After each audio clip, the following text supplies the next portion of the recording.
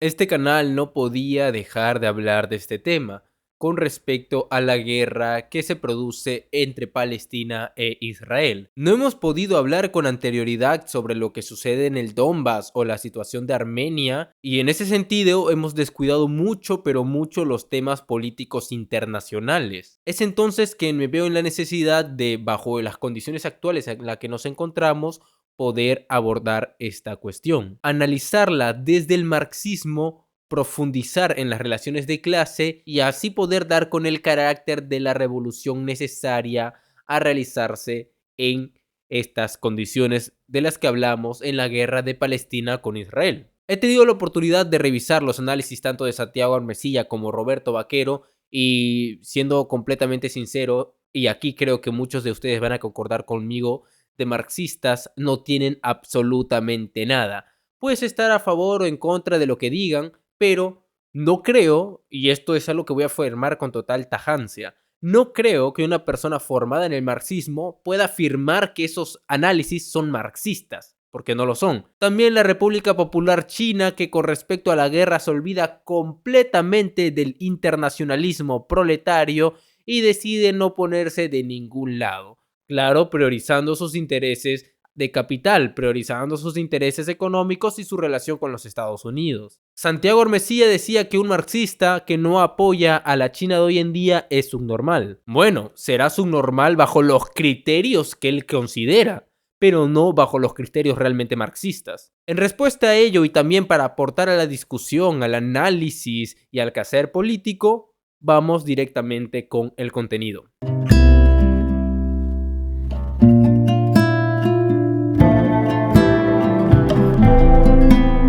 Luego de la Segunda Guerra Mundial, la ONU le otorga un territorio a los judíos que habían sufrido los atentados y la persecución de la Alemania nazi.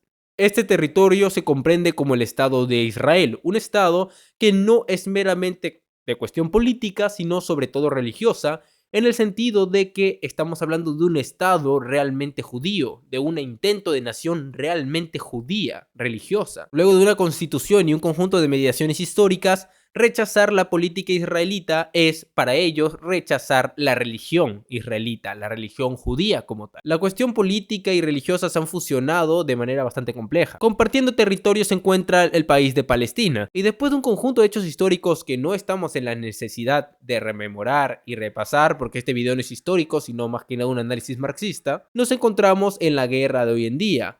Una guerra entre Palestina e Israel, y propiamente una guerra de Israel contra Palestina. En resumidas cuentas, es Israel sometiendo al pueblo palestino.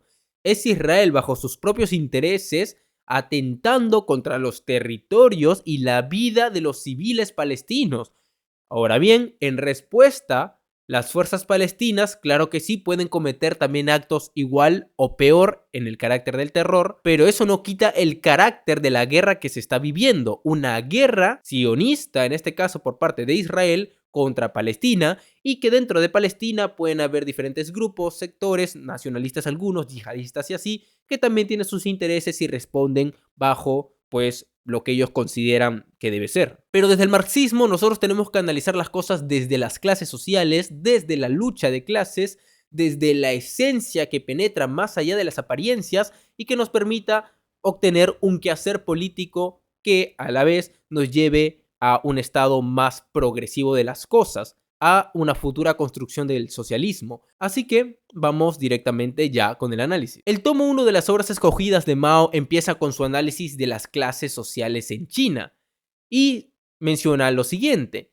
¿quiénes son nuestros amigos y quiénes son nuestros enemigos? Esta cuestión es de vital importancia para la revolución. Si es que las revoluciones del pasado fracasaron, fue porque los dirigentes revolucionarios no supieron aliarse realmente con los verdaderos amigos para enfrentar a los verdaderos enemigos. Entonces, compañeros, esta lección que nos deja Mao, y que no solamente está en Mao, sino que también está en Lenin, es de vital importancia. Hay que identificar a nuestros enemigos y a nuestros amigos. Y aunque no lo crean, primero se comienza con el aspecto negativo. No puedes hallar primero a tus amigos. Tus amigos los reconoces en primer lugar identificando a tus enemigos. ¿Y quiénes son los enemigos del pueblo palestino? Creo que en primer lugar todos sabemos quién es el enemigo de Palestina. Número 1. El Estado de Israel. El Estado de Israel, que es un país que fusionó la política con la religión y bajo el carácter religioso que tienen y la fachada sionista de expandirse, atenta contra los territorios de Palestina y busca disputarse, claro está, la hegemonía y la posesión de la Tierra Santa. Entonces Israel tiene una actitud meramente expansionista, una guerra de rapiña, una guerra por territorios. Y podemos mencionar también que Israel tiene un cuerpo armamentístico y una tecnología mucho, pero mucho más desarrollada que la Palestina. ¿Y a qué se debe esto? Pues no solamente al apoyo del sionismo internacional a nivel de los judíos, y no todos los judíos, ojo, sino un sector de ellos, también tiene el apoyo del enemigo más grande de todos los pueblos, el imperialismo estadounidense. Y eso nos lleva al segundo enemigo, los Estados Unidos. Los Estados Unidos tiene siempre, pero siempre repercusión en este tipo de guerras de rapiñas. Realmente no es una sorpresa verlo por aquí.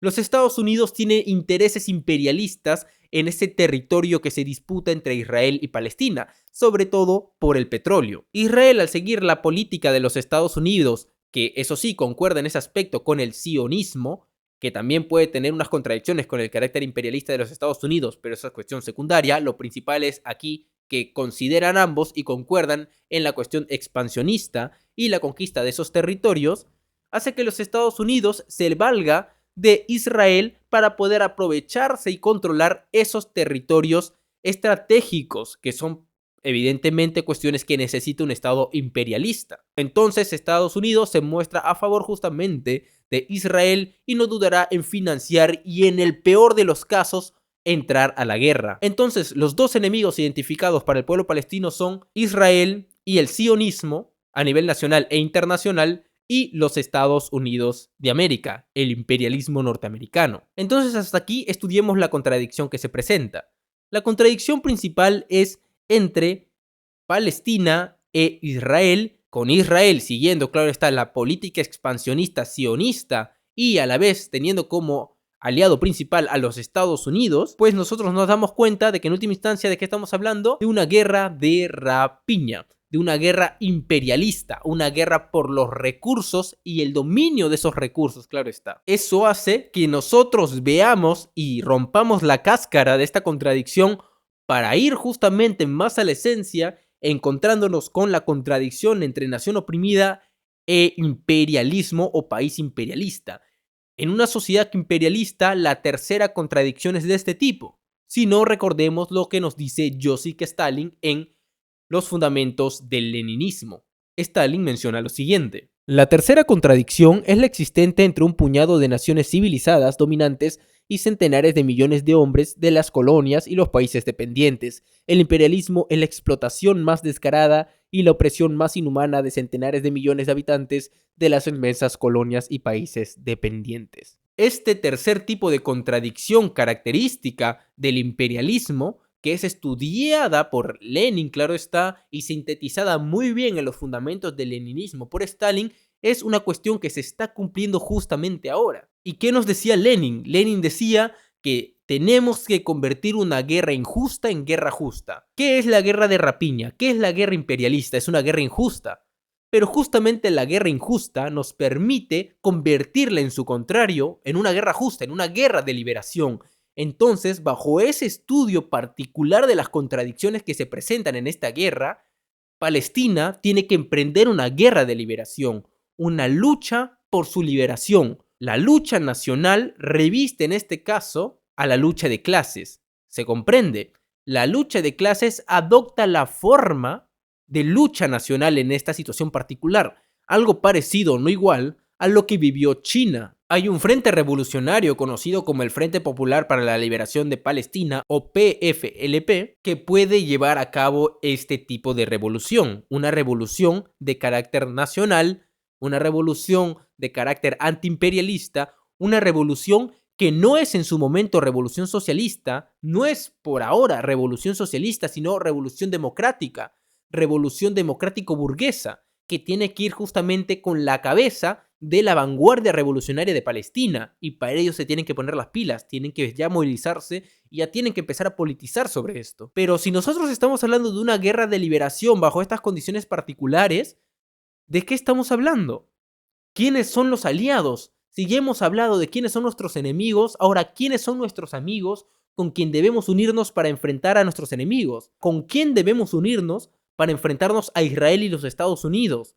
¿Con quién debemos unirnos para poder enfrentar esta guerra imperialista, guerra injusta y convertirla en una guerra justa? Nuestros amigos serían los siguientes. En primer lugar, hay que mencionar que la burguesía dominante en Palestina es una burguesía compradora, una burguesía aliada al imperialismo y al feudalismo. En ese sentido, la burguesía nacional no llega a tener un carácter dominante o un carácter que le pueda realmente competir a este tipo de gran burguesía que aparece en Palestina, y por consiguiente esta burguesía nacional tiene un carácter revolucionario. Ojo, eso no significa que toda la burguesía nacional tenga carácter revolucionario. Eso no funciona así. Hay un sector de izquierda, o hay un sector de derecha, y hay un sector de centro dentro de la burguesía nacional. Hay que saber estudiar eso y unirnos con determinado sector. Esto debe tenerlo en cuenta el movimiento revolucionario de Palestina. En primer lugar, la vanguardia con el proletariado. Es el proletariado la clase que construirá el socialismo y tiene que ir a la cabeza de este Frente Nacional de Liberación. El proletariado con su vanguardia entonces entra en primer lugar. Luego el campesinado, que alrededor de toda la historia los clásicos del marxismo han resaltado la importancia y la fuerza revolucionaria del campesinado, que entra también aquí. Sobre todo estamos mencionando estos dos, el proletariado y el campesinado. Tercero, la burguesía nacional que tiene un carácter de pequeña y mediana burguesía en su sector más revolucionario, más progresista y más de izquierda. Y hay que precisar, reitero, el uno se divide en dos, todo se puede dividir, no toda la burguesía nacional es progresiva, pero sí tenemos que detallar y buscar a la más progresiva posible. Cabe agregar también que la burguesía compradora no es burguesía nacional, por más que ellos mismos, sus representantes, sean pues del país de Palestina, sino que se basa la burguesía compradora en la alianza, y reitero, con el imperialismo y el feudalismo, dejando la burguesía nacional, que busca desarrollar un capitalismo nacional, por debajo. Eso hay que dejarlo en cuenta. La burguesía compradora entonces no entraría en este Frente Único de Liberación, pero sí los sectores más de izquierda de la burguesía nacional, que reitero, comprenden el carácter de burguesía pequeña y burguesía media. Por último, y creo que es aquí donde muchos van a estar en contra quizás, es el Hamas. El Hamas, como fuerza nacionalista y yihadista, tiene que entrar en este Frente Único de Liberación. Gerson, pero el Hamas es una organización yihadista, ultranacionalista y anticomunista. ¿Cómo es esto posible? Pues lo mismo podríamos decir del Kuomintang, y Mao supo muy bien aliarse con el Kuomintang bajo la contradicción que se había presentado contra el invasor que iba a ser el Japón imperialista. Entonces aquí, a mi consideración, el Hamas debe entrar dentro de este Frente Único de Liberación. Sí, con su yihadismo, con su religión, con sus excesos y todo, tendría que entrar en este Frente Único de Liberación. Ahora, las cosas no necesariamente deben ser así siempre. El Hamas tiene un carácter progresista, eso hay que estudiarlo a detenimiento. En mi consideración sí lo tiene, y se necesita aliarse con este sector para poder llevar a cabo la revolución de carácter de liberación, claro está, a la nación palestina. Eso no significa que esta alianza sea por siempre duradera, sino que es una alianza por el momento para poder vencer a unos enemigos en común, que son Israel y los Estados Unidos. ¿O acaso no son enemigos en común? Claro que sí. Me uno con los amigos para derrotar a los enemigos. Y luego, cuando acaba eso, evidentemente, el siguiente enemigo, ¿quién será? Pues claro que sí, el mismo Hamas. Solamente se están uniendo de manera relativa por el periodo de enemigo en común. Mao Zedong nos enseña a no atacar a todos los enemigos al mismo tiempo. Imaginemos que el Frente Único Nacional no incorpora al Hamas. ¿Quiénes son sus enemigos entonces? Israel y los Estados Unidos, pero ahí se sumaría innecesariamente el Hamas. Y esto sería perjudicial. Entonces el Hamas también debería unirse aquí. Ojo, puede que el Hamas no quiera unirse a la Frente de Liberación Nacional, pero quizás por las fuerzas de la misma guerra se vea en la necesidad de hacerlo, como se vio también en la necesidad que el Kuomintang, por más que haya sido un partido nacionalista y anticomunista. De todas maneras, este es un análisis particular, personal, de mi aplicación del marxismo a las condiciones que pude estudiar, y esto tiene que ser contrarrestado, claro está, con los análisis de los palestinos, con las condiciones mucho más complejas que pueden vivir los palestinos y vislumbrar el carácter de su revolución.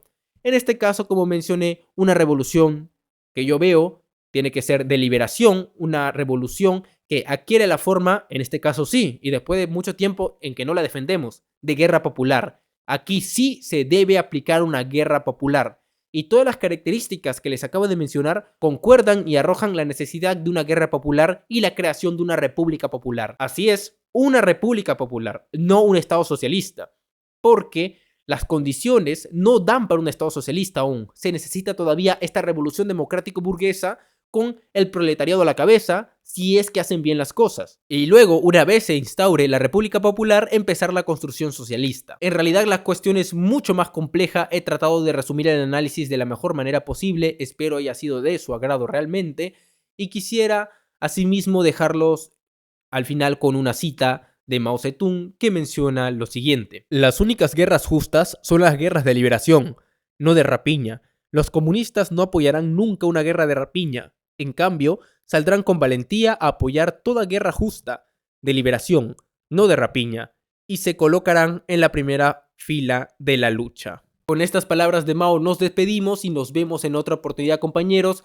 Recuerden que si eres nuevo puedes suscribirte, comentar algo, si estás en contra o a favor, yo trato de responderte si es que puedo, darle un me gusta, compartir el video con más personas para llegar a mucho mayor público.